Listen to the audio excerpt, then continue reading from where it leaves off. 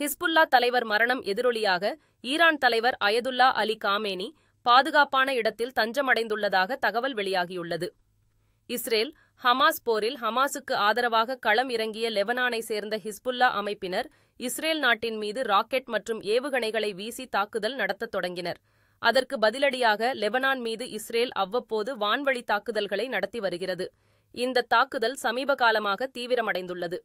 Lebanon மீது Israel நடத்தி வரும் தொடர் தாக்குதல்களில் கடந்த ஒரு வாரத்தில் மட்டும் 700க்கும் மேற்பட்டோர் கொல்லப்பட்டுள்ளனர். குறிப்பாக நேற்று முன்தினம் லெபனான் தலைநகர் பெய்ரூட்டில் நடத்திய தாக்குதலில் ஹிஸ்புல்லா அமைப்பின் முக்கிய தலைவர் ஹசன் நஸ்ரல்லா கொல்லப்பட்டார். இதுபற்றி பேசிய இஸ்ரேல் பிரதமர் நேதன்யாகு, ஹிஸ்புல்லா தலைவர் நஸ்ரல்லா மரணமடைந்தது வரலாற்று திருப்புமுனை என்றும், நஸ்ரல்லாவை கொன்றதன் மூலம் அவர்கள் செய்த தவறுக்கு தண்டனை வழங்கியிருப்பதாகவும் தெரிவித்தார்.